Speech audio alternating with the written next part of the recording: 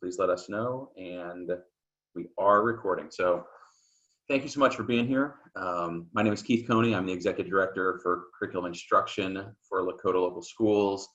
I'm joined here by two people on our team, Krista Heidenreich, who is going to serve as the Director of the Virtual Learning Option for this year. We're excited to have her on board, and I'll let her introduce herself in a second and some of her background. Also joined by Andrew Wheatley, who is our Secondary Curriculum Director in the district. He and I will be tag teaming this presentation a little bit. There are a lot of details that we want to make sure that we provide, so we'll kind of bounce back and forth a little bit. Before we do get started, I want to let Krista and Andrew introduce themselves to everybody. So Krista, you want to jump on there? Sure. Good afternoon. I hope you all have had a great day so far. I did send out a welcome message in the bulletin, so that told you a little bit about me, but I have been with Lakota for 8 years now, and that's all been in administrative positions. I was a building administrator and then moved into the Director of Digital and Professional Learning before arriving here to the Director of VLO. So my experience as the Director of Digital and Professional Learning allowed me to have years of experience with Canvas, which is the platform that we'll be using for VLO, a learning management system. And I led a team of around 20 teachers who provide professional development to our staff each and every day. So I have a lot of background in how to bring instructional technology to life for students, and I'm super excited to be able to put all of that knowledge to work here in the VLO. My role also has me working very closely with the curriculum and technology departments. So I feel like all of the things that come up, I have the right relationships and resources to be able to be really productive in those conversations. So I look forward to working with you all. I am a Lakota parent as well, so Lakota pride, and I hope you get a lot out of this session today. Thanks. Thanks, Krista. And we'll go into a little bit later on about, so when do I reach out to Krista and our team with the VLO, and when do I reach out to the folks at East or West for questions I've got. So we'll go through a little bit of that detail. Andrew, would you like to introduce yourself, please? Yeah, good afternoon, everyone. I'm the Director of Secondary Curriculum at Lakota. Actually spent, about 8 years as a teacher in Lakota, and then a number of years at a few other school districts doing curriculum instruction before coming back to the role that I'm in now, leading in my 3rd year. And so, yeah, I live in the district, I have 3 kids in the district, and have lived here for a long time. So really passionate about this community and this district and what we have to offer. And just kind of a shout out to Krista too. Once again, I can't think of a better person to lead this work. Her experience in the past just makes her perfect for it. So I just know we have an awesome team supporting all of our kids here. So hopefully I can help answer your questions today and support you as we move forward throughout the course of the year. Great. Thank you, Andrew. So before we get going, a couple thank yous as we pass those along. Thanks to you all for being here, the support you're going to provide for your kids throughout the course of the school year. Thanks to Mr. Miller and the Board of Education for supporting this vision. They've been very supportive all the way through, saying that this is what we need to be able to provide for our families. From early on, Mr. Miller said we're going to provide an option for our kids who either cannot or choosing not to come into school for this fall, and have grace as to say, do whatever you need to build out their curriculum to provide our students what they need, and not just necessarily some canned off-the-shelf thing that we've never vetted before. So I think that's really important. From the process we've gone through, we did some early information sessions that were very broad about where we were headed. And in all honesty, this has adjusted over time. We've tried to keep our FAQs on our website up to date. We've tried to keep them be as responsive to your needs as possible. We have a full team now of people dedicated to providing information and feedback to our parents and our families throughout the process. But we realize that in about 4 weeks' time, this has grown from something we envisioned being a few hundred students to being over 3,500 students now. It's larger than many local school districts, and it is a significant amount of work to scale up to that. It is great that it provides us some opportunities. If you come back to an early information session, we were not able to provide many of the course offerings that we are now, and it looks more like just sections within a high school. Obviously, there are some things we can't replicate everything that a school is, and it's always going to be a virtual learning option and not a replication of school, but we are excited to be able to provide that for our families. It is a lot to put together. There are a lot of logistics in the process of this. However, I think it's important for us to state up front that we have had some non-negotiables along the way. Everything we're designing meets graduation requirements. Everything meets state requirements. The College Board requirements for AP classes are all met. Our NCAA requirements, I saw that pop up in the chat early on, NCAA requirements are all met. Those are things we don't ever want to put a student in trouble with possibly not graduating or not being successful after they graduate. So that's always been a part of this, and we're proud of the work that we put into that. It might not be everything that every student is hoping for. We've heard from families who said our son or daughter was passionate about this class. It's not able to be offered. Disappointing. We feel that disappointment also. We'd like to be able to do that. There are a number of logistics behind the scenes of why that can't happen necessarily. But we do think there is a pretty broad spectrum of courses and offerings that are available. And we also appreciate the fact that you are taking a chance on this. We know these are unique times, and you are partners with us as we go along this path. We'll try and be as collaborative as we can along the way, but please know that we appreciate your grace as we're going through this also. So if we move forward a little bit, the logistics for this is a Zoom webinar. You all are muted during this process. The chat is open. What I'd ask for the chat is try and keep those being as broad a question as possible or informative as possible. If you do have specific questions about your son or daughter's schedule or individual classes, you can contact your child's counselor or follow up with us after this. I'd also ask, we've opened up the chat, and sometimes in 174 participant chats, they can go a little sideways. I'd ask you to be as respectful as possible. If there are answers you don't get or things you're not happy with, please follow up with us individually. If you want to yell screaming at anybody, please just email me and we'll do that separately. That's fine. As I said, this is being recorded. It will be up on our website tomorrow. In case you have anybody else who wants to view this, we'll go through about a half-an-hour presentation, and we'll allow for about 15 minutes of following up with some of the Q&A in the chat that was going on. Some vocabulary before we get started. We'll keep talking about this as the VLO, the virtual learning option. I know this might be some people's first time going through one of these webinars with our information, but we'll keep talking about that, about the VLO and VLO courses versus in-person courses is how we've kind of differentiated that. And remember that virtual is different than remote. Remote is what we experienced back in the spring, where all of the teachers moved to, nobody's coming into school. It's for a short-term period. The teachers are all kind of converting their classes on the fly to more remote learning. If we ever have to do that for all of our students later on this year, our teachers will be better prepared for that, but it's not nearly as robust as what the virtual learning option will be, where it's been designed specifically for online virtual learners. We'll also talk about the terms synchronous and asynchronous. We try to avoid a lot of eduspeak in these kind of things. That is one term that will pop up. Synchronous simply means it's real time, it's face-to-face, it's the student is logged in at a certain time with the teacher at the same time. Asynchronous is on demand, learning what happened on the student's schedule. It might be opposite of when classes are happening, anything like that. We will try to keep this a little bit high level. You will get introductions from your teachers. We will have curriculum nights, times to meet the teachers, all those kind of things built into the first couple weeks of school. But we will try and keep this about what the whole program is. We'll do some grade band specific things, FAQs from the beginning. We've heard from a lot of parents who want to front load some of that information for us.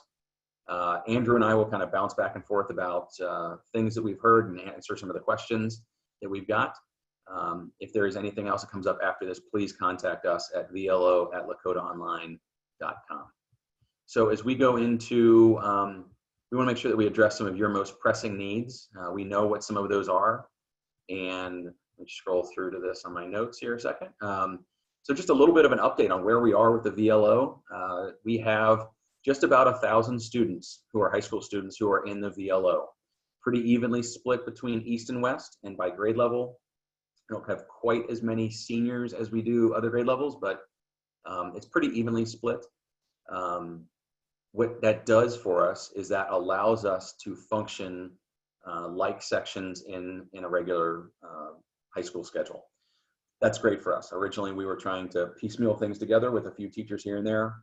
We will now have literally, I bet probably close to 100 teachers who have a VLO section in their day, just as they would in person, and they'll be working on meeting your children's students' needs at their time in their learning. So it won't be like they're in school on a certain time period, but we will get a little bit more into the details of what that looks like.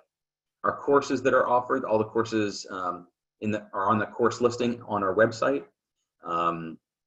Those are being offered in the VLO. However, just like in a traditional school, there are scheduling conflicts that come up. There might be things that, for whatever reason, the in-person schedule does not allow a teacher to teach a certain section at a certain time, and there might be conflicts that exist in the VLO just as they would be in person, and that's sort of the mechanics of two very large high schools. We are working almost non-stop right now, around the clock, with our high school administrators, our counselors, and our team to meet the needs of all of our students. I will just throw it out there, in my education career, which is sadly nearing 30 years now, I have never seen this big a lift and this many people coming together to sort of reinvent what we do. It's very admirable on the part of what the people that we've got working on this, but please know it is a pretty big lift. We have made some updates to our course listings. We've opened some new opportunities. We hope to be able to keep all those available, and we're working throughout this weekend into the weekend to make sure that those are all available. Obviously, scheduling is the biggest concern that people have right now. So I'd like to walk through that process a little bit so you kind of see behind the curtain what this looks like. So all returning Lakota students made course requests last spring. In the meantime, this virtual learning option became available, and throughout the June time period and July, we finalized the course listing for the VLO courses that were there. Students were then sent a Google form last week to fill out with all of here are the VLO courses that are available, and here are the ones I'd like to be able to take. That's submitted on a form. Our counselors get that. They're able to see that on a macro level for all of our courses and to upload those into our school information system. But then also those individual counselors are going to be checking with students to make sure that any conflicts they have are alleviated. I'll be honest up front, I think there will be some situations where students will come into the first day of school and their schedule will need to be adjusted after that, during the first week of school, just like happens in person every single year. There might be more of those, to be perfectly honest, but we're used to that. We're good at making those adjustments on the fly for our students. For any classes that are not offered, we are working on alternate sections for that, or alternate selections for that. If you have not submitted that form, we will need to get that form as soon as possible. We can post that online or in the chat, or we'll get that to people if that is something that they're still needing to do. We honestly have probably 85%, 90% of those forms already submitted. Counselors will be working through this week and into the weekend to work on schedules for all of those students and all of our in-person students. One update that I want to provide for people is typically students are able to get their schedules in hack early in the week before school starts. We've moved the start of school back a couple days to be able to make sure that we're in a good place to start. We are going to have schedules available in hack by next Friday by 5 p.m. We know that's later than typical. Just please understand that we're doing everything we can to make sure that we're finalizing that. It gives us extra time. So if there are questions about that process, please let us know. I just want to make sure that we're up front with that with all of our parents. People have asked about who the teachers are. So the teachers, as I said, are many of our same teachers who are in the building. Some are full-time VLO. They have a full schedule of just virtual classes. Sometimes it's just a bell in their day. So they might have 2 Algebra 1s in the morning, then a virtual class, then an Algebra 1 in the afternoon. Sometimes they'll have a mixture of those throughout the day. There are some teachers who will teach students from both East and West. Most teachers are dedicated to one building. Some classes it made more sense that we would have students who are from both East and West. That's very typical in a virtual learning school. Most of your virtual high schools that are set up like this pull from multiple high schools at the same time, and your students would really wouldn't see anything different from that. So that's sort of who the teachers are. When we talk about Chromebooks, some issues with Chromebooks would come up for ninth graders. So those pickups are happening at ninth grade buildings this week. 10th through 12th graders would keep their same Chromebook from in the past. If there are new students to the district, contact your school and you'll work with a pickup for those devices from your building directly. If you have any physical device needs, if you need to pick up a device, if you need support with something, if you need some support with high-speed internet access, those would all go through the building request. If you need tech support throughout the course of the year, if your son or daughter has challenges with their Canvas account or something happens on their device, we will have a separate tech help for just the VLO students. That'll be VLO Tech Help at Lakota Online. We have a whole process in place to be able to make sure that we take care of those students. So what do I go to my principal for, and what do I come to Krista or her team with the VLO? So one of the benefits of us being at this size and scale now is that it makes it easier for our students to stay connected to their school. So in the background, there's a process in our student information system that allows it to happen. But essentially, they still live at East Freshman or East Freshman, but they are connected to the VLO. Their schedule lives in the VLO. But if you have scheduling concerns, those go to your home building counselor. If there are Chromebook physical concerns, they go through school. Clubs and extracurriculars are still open to our students who are in the VLO. I know that might not be an option for some of our kids who might have some health concerns, but there's nothing that precludes a student from participating in a sport or a club or being a part of something. We'll do whatever we can to keep those kids connected and make them feel like they want to be there. We know there are a good chunk of our kids at the high school who this was not their first option for schooling this year. It's necessitated by their own or family needs. And so we want to make sure that kids keep connected to their home school as much as possible. Social opportunities, events in the fall or over the winter, those are all important. And what's the role of the VLO? The VLO, our job is to manage sort of the virtual learning side of things. Attendance is very important. We'll talk about that next, but we will manage all the attendance for all of our students. We will monitor the progress they're making in class. So that will be connected to their VLO teacher. Krista and her team will be supporting those VLO teachers. They'll be checking in regularly. If your child is struggling in school, that's your point of contact. If they're not turning in assignments, that virtual VLO teacher is going to reach out to you individually. If you have questions about how that's functioning, we're happy to support with that, and your building principal is happy to support with that.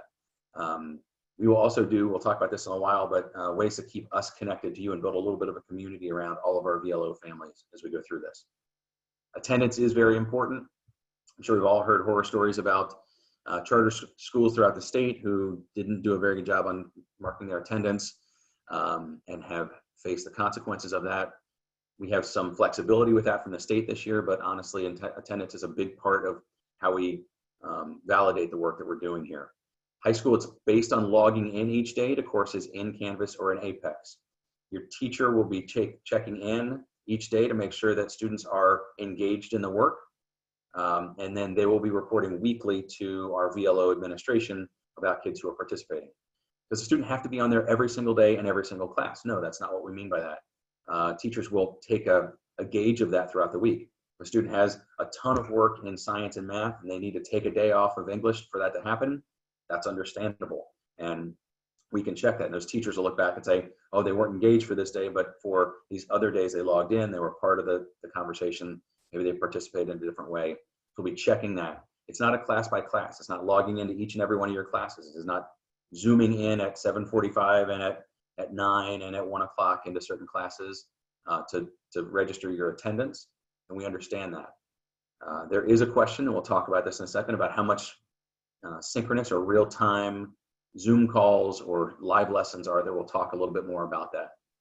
When we talk about our staggered start, there have been some questions about that. I think I may have put out some information that might have confused some people. So this staggered start that we're going through on the 17th through the 20th, that is not for our VLO students. Do not come into school on those days.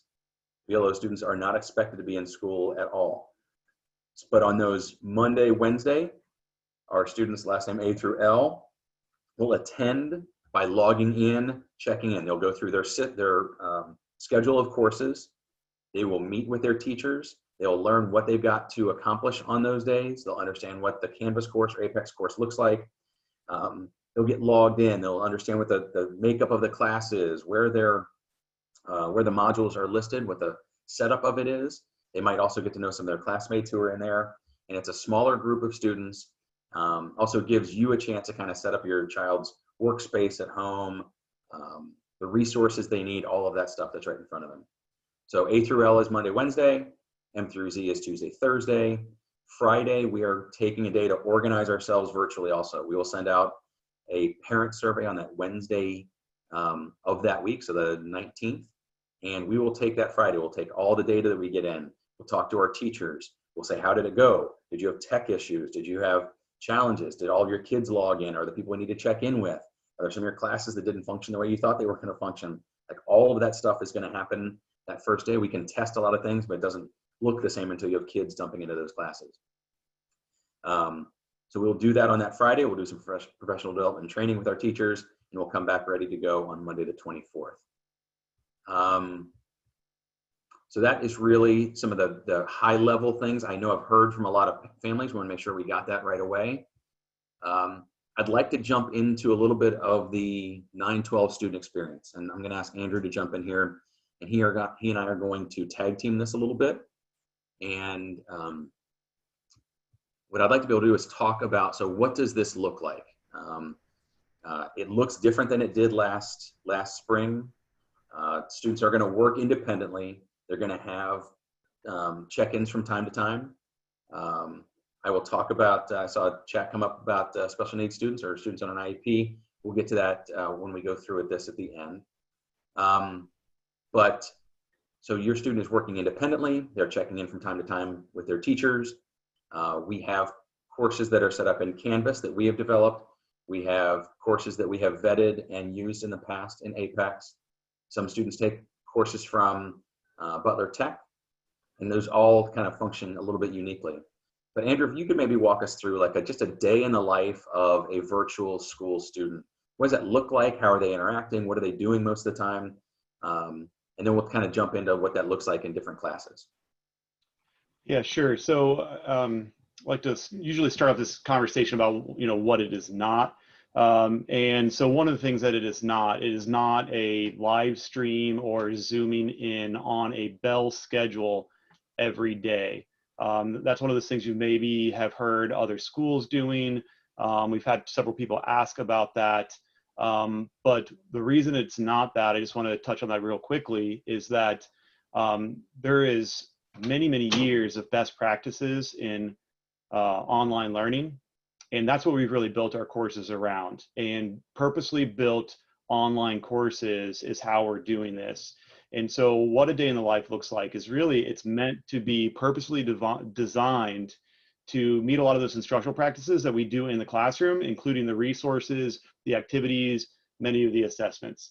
But to do that in a way that is delivered online for students in a way that makes sense and meets the needs when kids are working, virtually, and a teacher facilitating from another place. So on a daily basis, one of the things that you may have heard is that our high schools are on block schedules. So though our students don't necessarily, when they're at home, at 8:10 start their class and end at exactly 9:30 or whatever, what we have done is generally we have aligned those courses to the day, because those teachers do have a bell in their day in which they are facilitating the work, the feedback, the office hours, and different things like that related to their class. So the students kind of are, from a home experience, expected to, on Monday be working on their 3 classes that happen on Monday, and on Tuesday be working on their 3 classes that happen on Tuesday.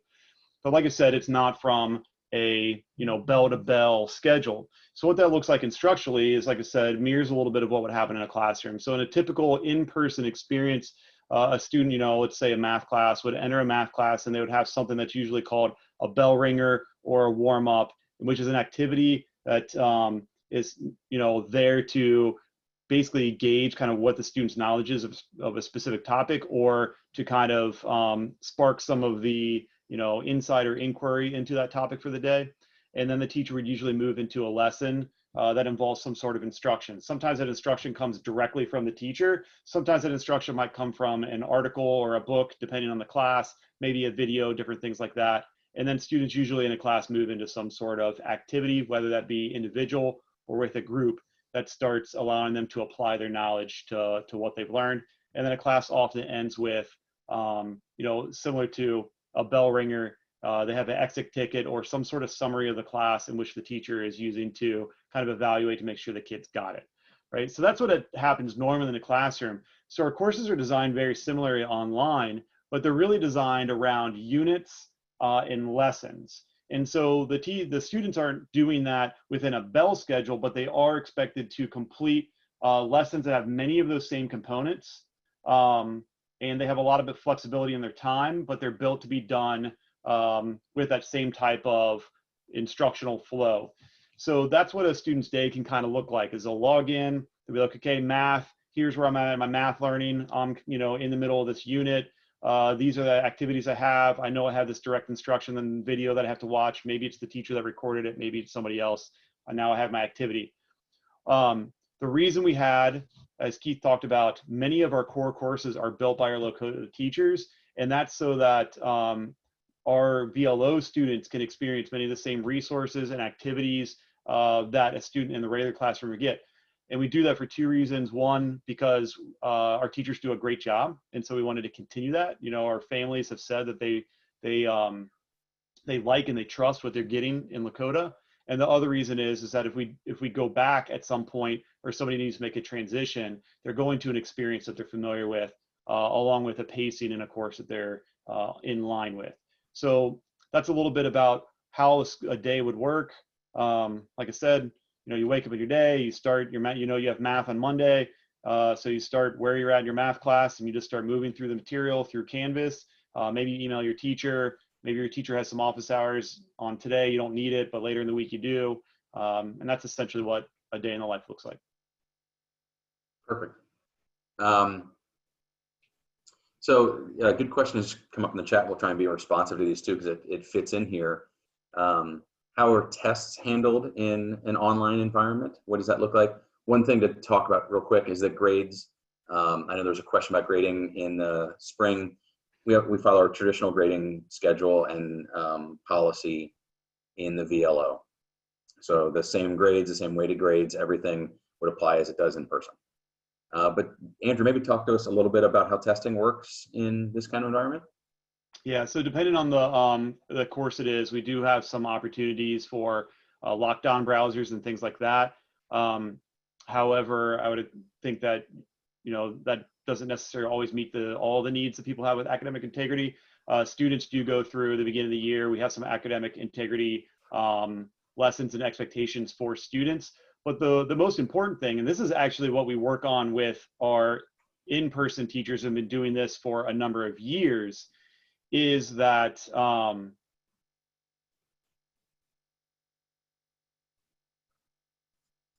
it looks like he's frozen. Wait for him to catch back up here.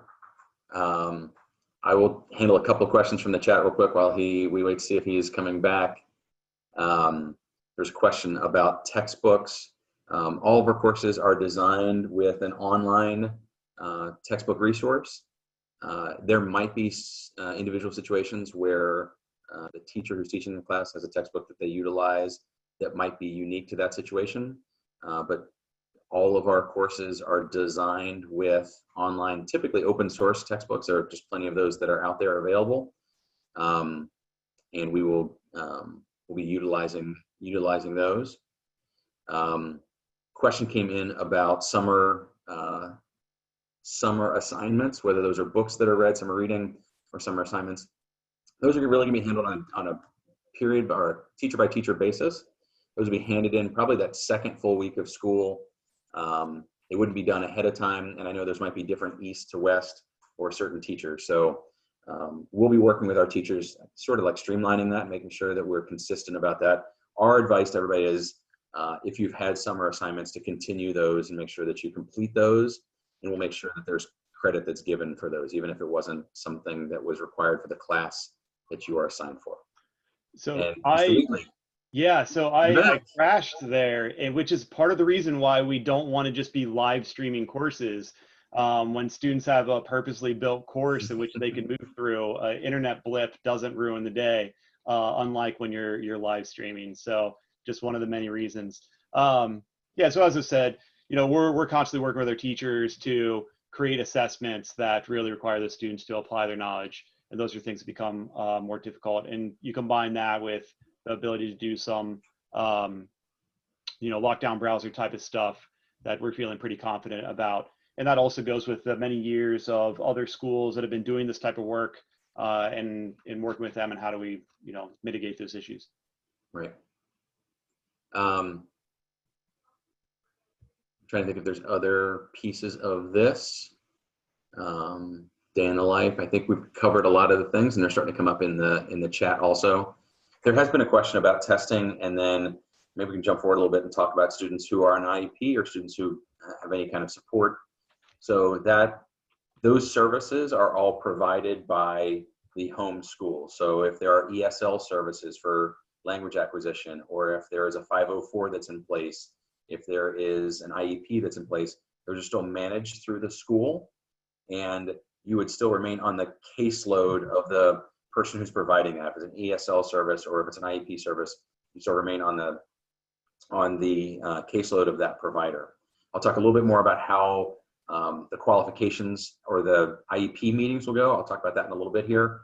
But any of the testing accommodations that would happen would really be determined on a case-by-case basis, depending on what those needs are. There are plenty of students who are receiving special education services who are on a virtual environment, and we can modify those accommodations as much as needed. Let me move forward here a little bit through our presentation. I'm seeing some of the questions in here. We'll make sure we get back to those. I want to make sure everybody understands the timeline that we're following. So we really are coming right up against the beginning of the school year. The next week is really us finalizing our schedule. That will be all of our student schedules. There's a note in there about like for K6, we'll have individual teacher contact. That won't happen until the week after that for the high school. We will do a lot of teacher PD and training next week also. So all of our teachers are on board. We've designed an entire week of professional development and training for our in-person teachers. There's a lot of obviously keeping our kids safe, mandatory protocols and procedures in class. For our teachers who are teaching VLO, we have specific trainings involved with how to access their courses and how to teach in a virtual environment. That next week is our staggered start. We're getting oriented. We're getting feedback from families. You're getting used to what this looks like. Those may not look like full days, to be perfectly honest. Those might look like taking some time to get into it, dig into the modules and the courses that are there available. The week of the 24th is when school would start officially for academics and digging into that. But also our advice to our VLO teachers coming from best practice, internationally and around the country, is that you've got to spend a significant amount of time up front to build a culture in your classroom, even if it's virtual. It does take some skill, as we all have learned over the past few months, to learn how to do good lessons and meetings online, how to set up the structure of things, how to invest in kids, because they're not seeing that. We do worry about kids who are not connected to their peers at school, and how do we build a little bit of community. So we're going to spend time with that. But those academics will then start by the week of the 24th. We'll have curriculum nights that are developed. We'll have communication that comes home on a regular basis. So that's the timeline for us getting started. If we move on to our next slide, I do think it's important for us to think a little bit about this. Is especially important for our youngest learners, but even at the high school level, how to build a little bit of community. I know that there are plenty of parents who are interested and concerned about how this impacts their child and what that looks like. And we'd like to be able to reach out and partner with you, honestly. I know that there are some Facebook pages out there of people who are VLO parents or homeschool parents who are interested in helping out and supporting.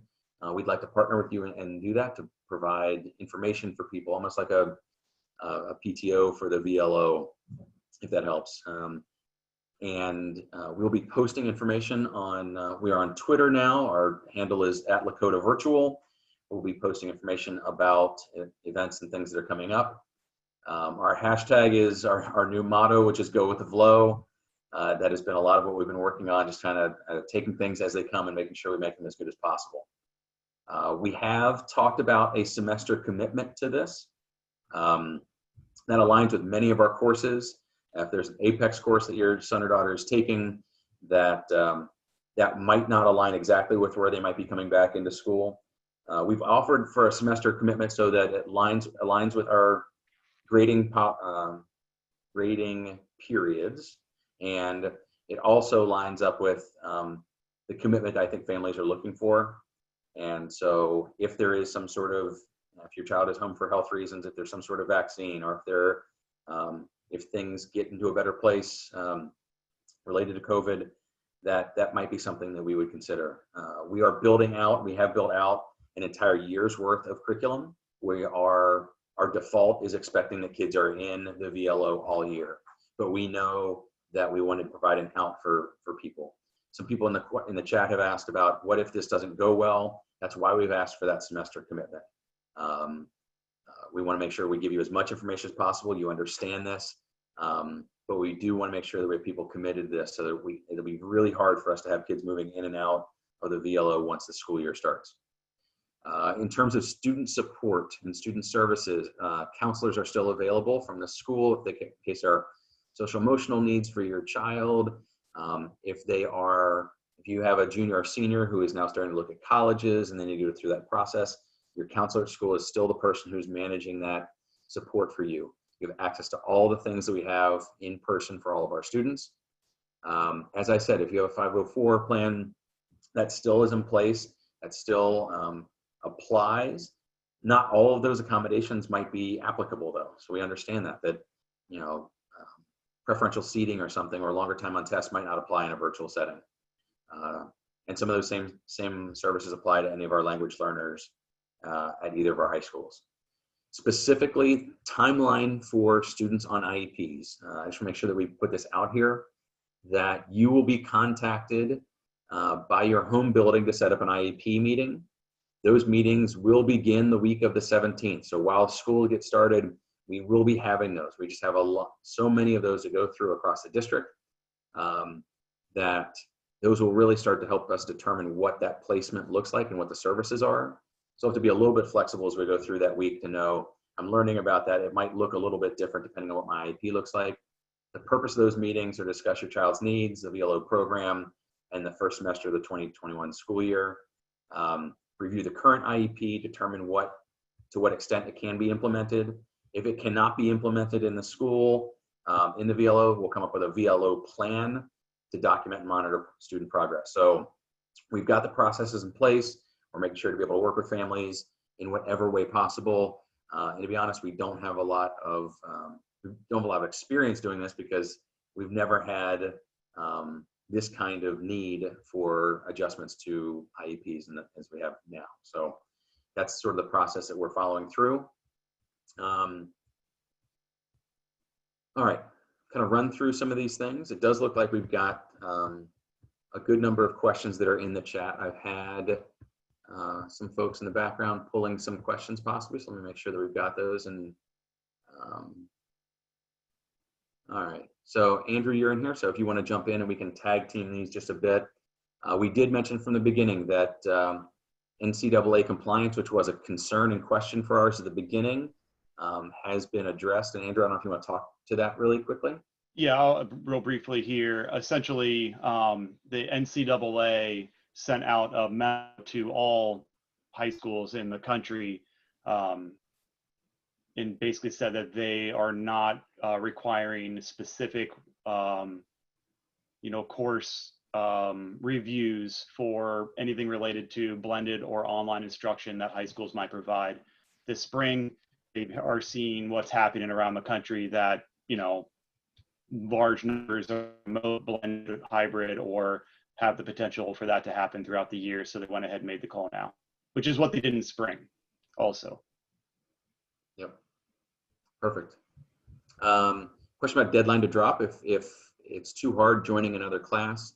So as we said, dropping out of the VLO wouldn't be an option after school year starts, but we'll keep that same timeline if there's a course that just doesn't fit or doesn't work right within the VLO. I believe it's 7 days as things get started. We'll follow the same guideline that we've got for in school to provide that kind of flexibility, especially knowing that the learning systems might be new to our students, and that's going to require some flexibility on our part.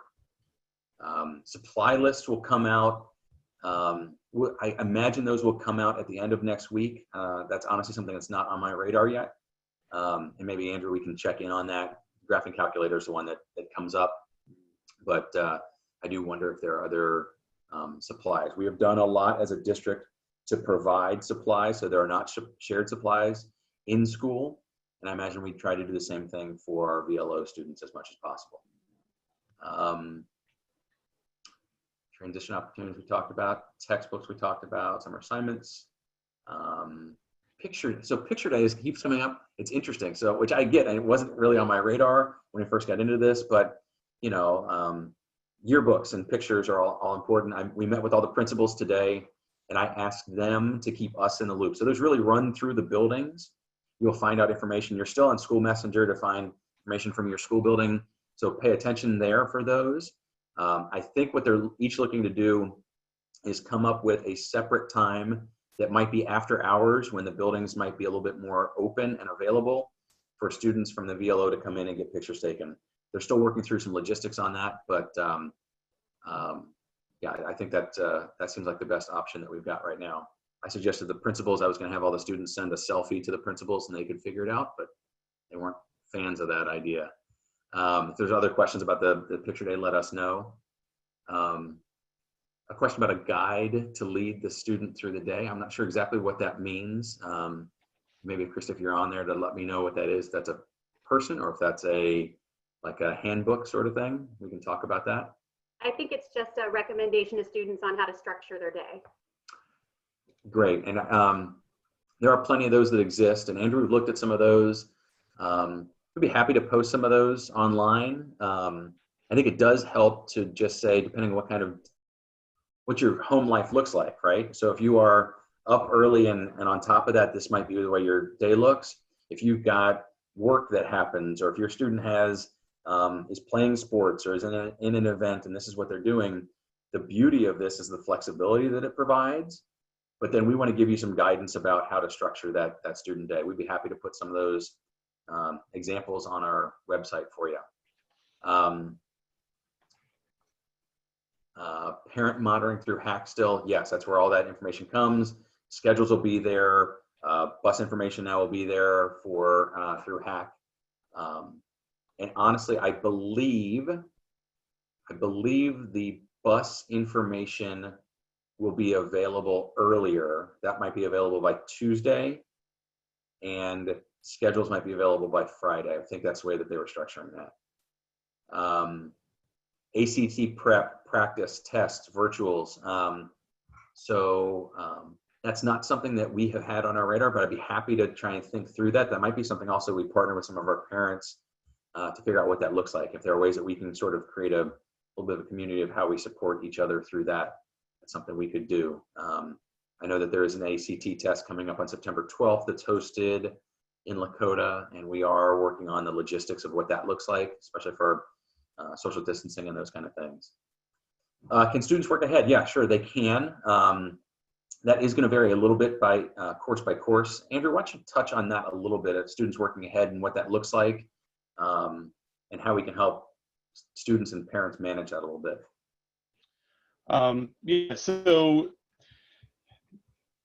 with the VLO, one of the things that we heard from this spring is, people liking the flexibility. However, having different needs here,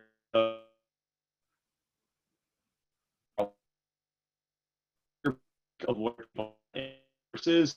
All right. Okay, we're not going to throw any more questions your way. Hopefully you can hear me. We're going to shut you down again. So students working ahead. So we've structured the course to be a full semester. You will have access to that all the way through. There's obviously instruction that's going to happen, but if we have students working too far ahead, we'll monitor that as we go through that. we'll have to figure out what that next course looks like that they would jump into. That's obviously a key part of virtual learning, but it's also in our head that many of our students have told us that they would like to transition back into school at some point during this year, and trying to keep kids on about the same pace of their learning as their in-person peers. Recording of direct instruction. We are going to encourage all of our teachers, whenever they're providing direct instruction, to record that and post that. That'll happen through a variety of opportunities. That might be a Zoom session that they're holding with everybody. It might be something that's direct instruction from the teacher through WeVideo. But we'll have a lot of video that is recorded. There is no certain login by a certain time each day. There might be office hours or live lessons throughout the week that are time bound. So teachers might be online at 9 o'clock a couple times a week, and students would be able to log into those. Again, those would be recorded and be able to come back to, but students would not have to log in at a certain time each day for attendance purposes. So there's a question about the course listing, and somebody scheduled by July 30th, new classes came on. All of our courses are in the course listing.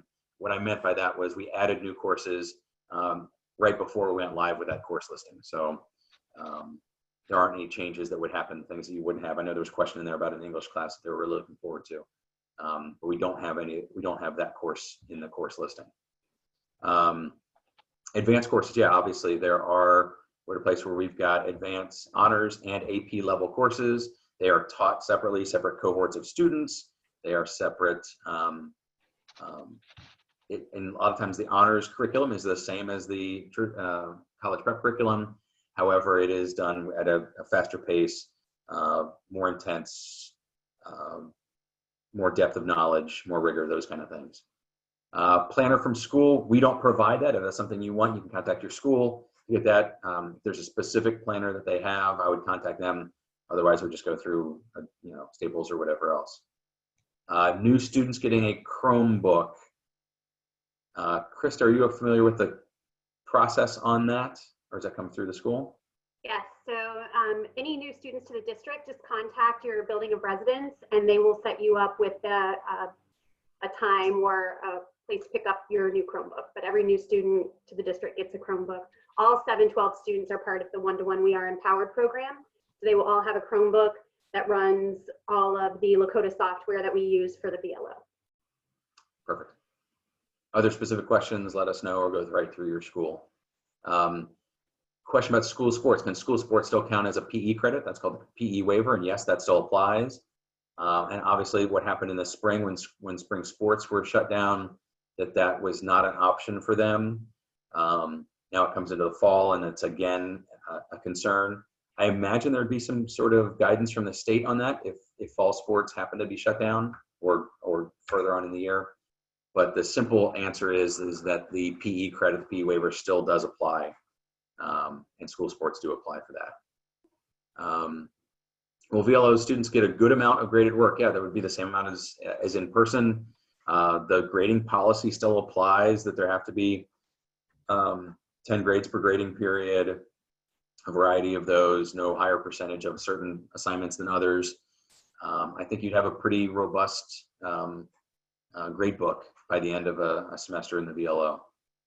Will grades on assignments be tracked in HACC? Yes. Or those in Apex, only the final grade in HACC. No, they would be transferred over into HACC. Daughter took a summer course in Apex, and the progress was all tracked in Apex. My understanding is that those grades would all be transferred over into HACC. If that for some reason is incorrect, we'll make sure we address that in our FAQs. Keith, can you hear me? Yep. For now, sure. Everything seemed to be working on mine, but I guess you guys didn't hear me before.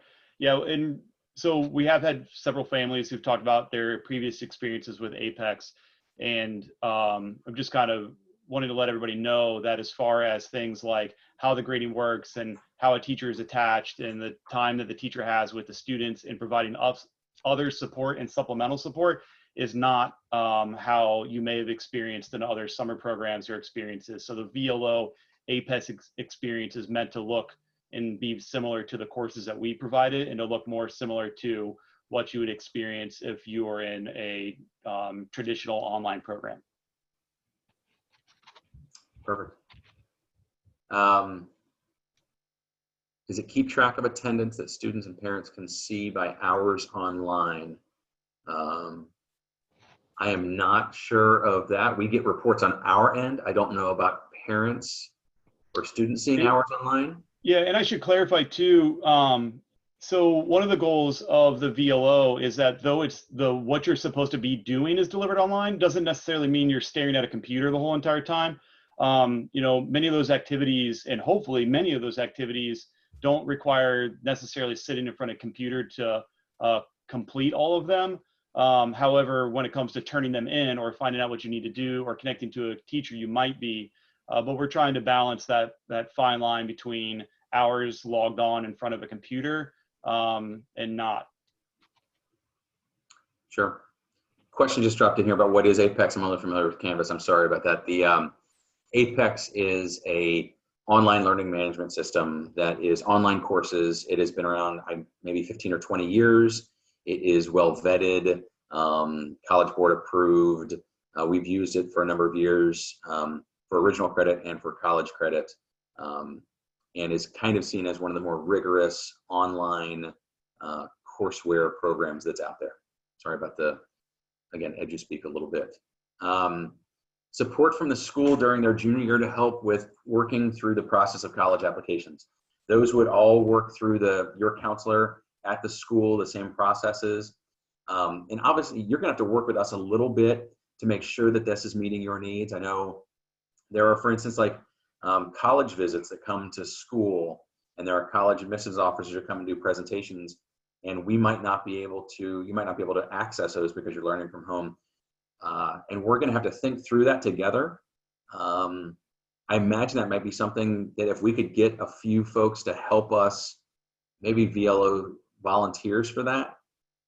We have 275 juniors in the VLO. As that information is going on, it would be great to be able to have some people say, like, I can be a point of contact, we'll get information. If there are webinars we need to have for our kids, just helping us through that would be great. We'll put that down as a point of follow-up that we gotta make sure that we've got.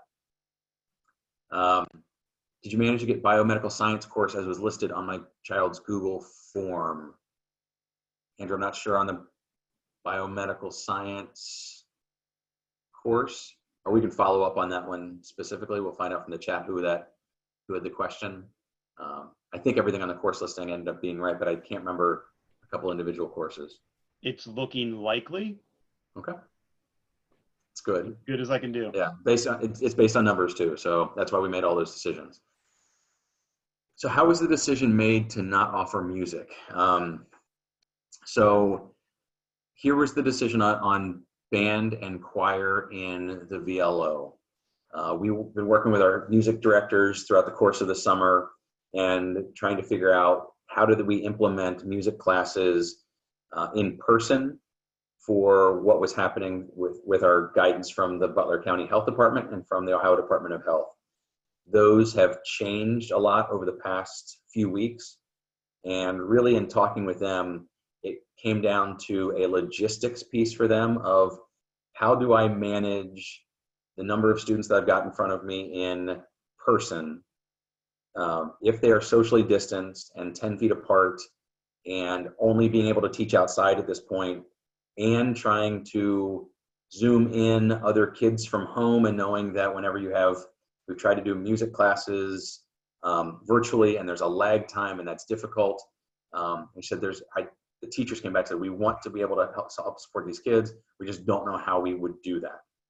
We had to be respectful of them as the ones leading that. What they have all said is, once we get our feet under us and understand what this looks like and get better guidance from the state, we would love to re-explore how do we keep our kids connected to band and choir who are learning virtually. I don't know what that looks like, but I commend our teachers for saying, help us get started, and then we'll try and figure out some way to reconnect with those kids. Just don't know what that looks like yet. So that's honestly the process we've gone through, when we've said all along that we want to provide a quality program for students, if at all possible, and that was really where we came from on that one. Keith, the second part of that Yep. question does ask about arts credits. So we do have a variety of art courses in which students can choose from in order to receive their art credit. Yeah, thank you.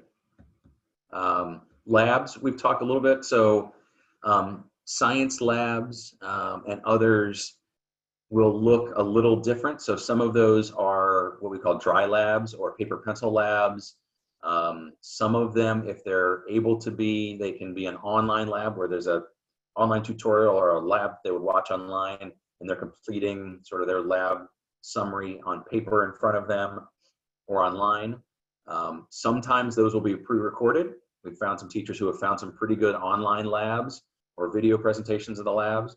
The hard part is we just don't have the materials at home to be able to do the hands-on work that students will be doing. Some of it's access to, Yep. safety and things like that too. And some of our teachers will be recording them demonstrating their own labs in their classrooms and then applying that to the virtual course. There's a question about logging into Canvas and then Apex classes separately. And to be honest, I don't know that answer. So yeah, the plan is to have the link to the Apex course kind of land on the home page or something similar to that in Canvas. Students would link out of there into their Apex course. Okay. And we'll continue to work on that and try to make that as seamless as a process as possible. Great. Keith, we have the PE credits count for semester for VLO students. Yeah, the answer is yes. And we've had people ask about virtual PE, and I always tell the story. My son in Lakota took the PE this summer, and because the state didn't allow us to do in-person PE, we asked one of our amazing PE teachers to turn it into a virtual course. And so my son got to experience this summer, and I was really impressed by the course. My son had never exercised so much in a PE course before, and the teacher was really able to customize it to my student's ability or my kid's ability. And I was very, very, very impressed by the PE course that was provided. Yeah, that's great. There's a question about cost for Apex. Because we're at the level that we are, we have economies of scale. So there's no cost for the Apex courses, or when we bundle those all together, they go in with all the other costs that we have associated with the way we use Apex across the district. So password for Zoom, we have Zoom integrated through Canvas, so it should not require additional password. We're trying to streamline this as much as possible for our families. And I know there's a question here about Black Lives Matter education and Black history, and some agreement to that.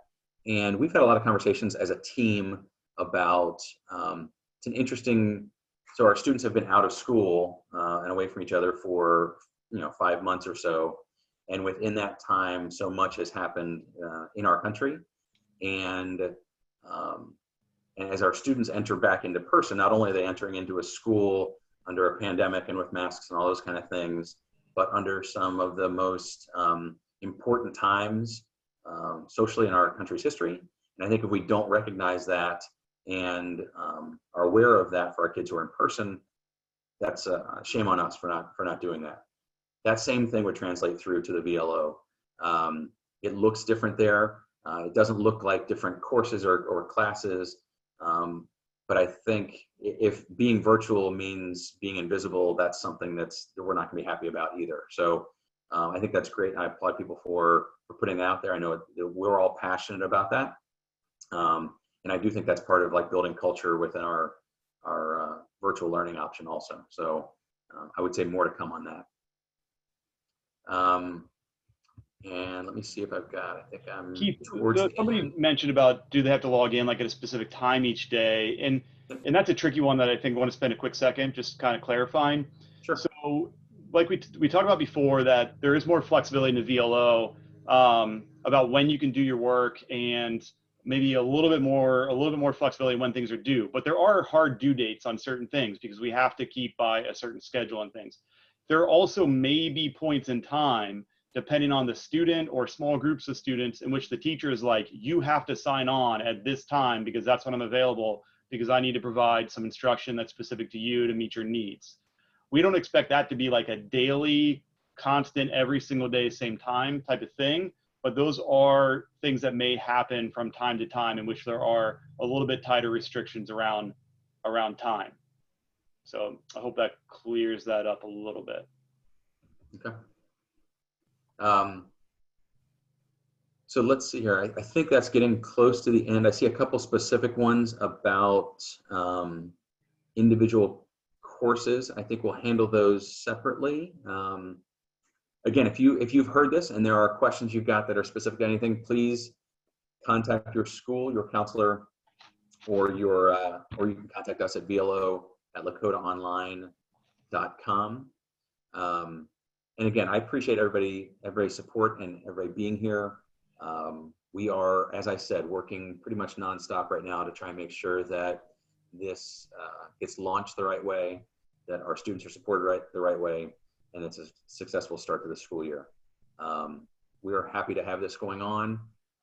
If there's anything that we can do, please reach out and contact us. I appreciate Andrew and Krista being a part of this evening. And we look forward to working together with you closely over the next several months. So have a great evening and take care, everybody. Thanks.